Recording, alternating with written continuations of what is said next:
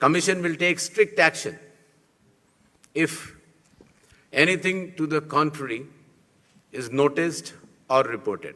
राजनीतिक हिंसा और चुनाव को प्रभावित करने वाले कोई भी इंड्यूसमेंट को चुनाव आयोग बर्दाश्त नहीं करेगा और ऐसे करने वालों के खिलाफ सख्त से सख्त कार्रवाई होगी.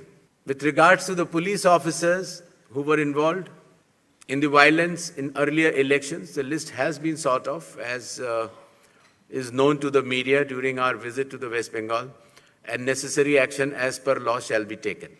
গত 15ই মার্চ বিকেলে পশ্চিমবঙ্গে বিধানসভা নির্বাচনের দিনক্ষণ ঘোষণা করে নির্বাচন কমিশন। তার 8 ঘন্টার মধ্যেই নয়াদিল্লির নির্বাচন সদন থেকে চিঠি পৌঁছে যায় রাজ্যের মুখ্য সচিব নন্দিনী চক্রবর্তীর কাছে। তখন মধ্যরাত। সেই রাতেই নন্দিনী ও স্বরাষ্ট্র সচিব পদ থেকে জগদীশ প্রসাদ মিনাকে সরিয়ে দেয় কমিশন। তবে সেখানেই থামেনি বিষয়টি। 15ই মার্চ রাতেই রাজ্য পুলিশের ডিজি পীযূষ পাণ্ডে ও কলকাতা পুলিশ কমিশনার পদ থেকে সুপ্রতিম সরকারকেও সরিয়ে দেওয়া হয়।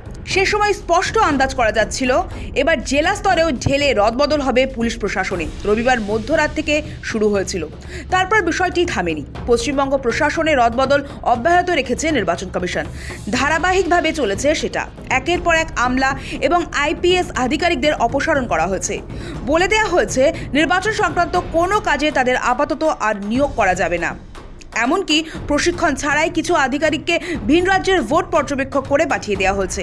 বাতিল করা হয়েছে নবান্নের জারি করা তাদের পুনর্বহালের নির্দেশিকাও। এবার এক ধাক্কায় 73 জন রিটার্নিং অফিসারকে বদলি করে দিল নির্বাচন কমিশন। মুখ্য নির্বাচনী আধিকারিকের প্রস্তাব মেনে চিঠি পাঠিয়েছে কমিশন। তাৎপর্যপূর্ণ বিষয় হলো এই 73 জন রিটার্নিং অফিসারের তালিকায় নাম রয়েছে পশ্চিমবঙ্গের মুখ্যমন্ত্রী মমতা বন্দ্যোপাধ্যায়ের কেন্দ্র ভবানীপুরও। তাৎপর্যপূর্ণ হলো প্রথম ধাক্কাতেই রাজ্য পুলিশ ও প্রশাসনের 5 শীর্ষ কর্তাকে কমিশন সরিয়ে দেওয়ার পর মুখ্যমন্ত্রী মমতা বন্দ্যোপাধ্যায় মুখ্য নির্বাচন কমিশনার জ্ঞানেশ কুমারকে চিঠি লিখেছিলেন। তার স্পষ্ট অভিযোগ ছিল কমিশন একতরফা সিদ্ধান্ত নিচ্ছে। কাউকে সরিয়ে সেখানে অন্য কাউকে বসানোর আগে রাজ্যের কাছে বিকল্প নাম চাইছে না। যুক্তরাষ্ট্রীয় কাঠামোতে এটা চলতে পারে না। ভোট হচ্ছে ঠিকই, কিন্তু সরকারকে তো কাজটা করতে হবে। কিন্তু মমতার দাবিকে পাত্তা না দিয়েই নিজের গতেই রাজ্য প্রশাসনে একের পর এক বদলি করে চলেছে নির্বাচন কমিশন। এমনকি জল গড়িয়েছে হাইকোর্ট পর্যন্ত, তবু বদলি থামেনি।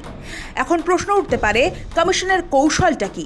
সূত্র বলছে বাংলায় বিরোধী সবকটা রাজনৈতিক দল মুখ্য নির্বাচন কমিশনারের সঙ্গে বৈঠকে অভিযোগ করেছেন রাজ্যের পুলিশ ও প্রশাসনের একাংশ পক্ষপাতদুষ্ট। বিশেষ করে গুরুত্বপূর্ণ পদে যেসব পুলিশ কর্তা এবং আমলারা রয়েছেন তাদের অনেকেই শাসক দলের এজেন্ডা বহন করছে। সাম্প্রতিক অতীতে দেখা গিয়েছে 2 আইপিএস কর্তা অবসর নিয়ে সরাসরি শাসক দলে যোগ দিয়েছেন। এই অবস্থায় কমিশন আর রাজ্যের সচিবালয়ের উপর ভরসা করতে পারছে না। সূত্র বলছে রাজ্য পুলিশ প্রশাসনে বোঝাপড়া শৃঙ্খলাটাই ভেঙে দিতে চাইছে কমিশন। ভোটের ঠিক আগেই জেলা ধরে ধরে রদবদল করেছে রাজ্য সরকার। জেলা শাসক ও পুলিশ সুপারদের বেছে বেছে বিভিন্ন জেলায় পাঠানো হয়েছে। সেই তালমিল বোঝাপড়ার সমীকরণটাই ঘেঁটে দিতে চাইছে কমিশন। বরং সব যোগ্য আমলা ও পুলিশ কর্তাদের দায়িত্ব দিচ্ছে যারা বর্তমান সরকারের আমলে তথাকথিতভাবে শাসকের গুড বুকে ছিলেন না। ভোট ঘোষণা হতেই রাজ্যের নির্বাচন পর্যবেক্ষক সুব্রত গুপ্ত স্পষ্ট জানিয়ে দিয়েছেন এবারের ভোটে বাংলার বহুদিনের নির্বাচনের সংস্কৃতি বদলানো হবে। ভোটারদের নিরাপত্তা নিশ্চিত করাই কমিশনের প্রধান লক্ষ্য। এতদিন রাজ্যের নির্বাচনের সময় যে পরিস্থিতি দেখা যেত এবার তার পরিবর্তন হবে। যা যা পদক্ষেপ নেওয়া হচ্ছে, যে সমস্ত পরিকল্পনা করা হয়েছে তাতে আমরা নিঃসন্দেহ যে শান্তিপূর্ণভাবে ভোট করা সম্ভব হবে। বাংলার যে এর আগে যে পাঁচটি যে ভোট হয়েছে যে কালচার ছিল সেই কালচারে পরিবর্তন হবে।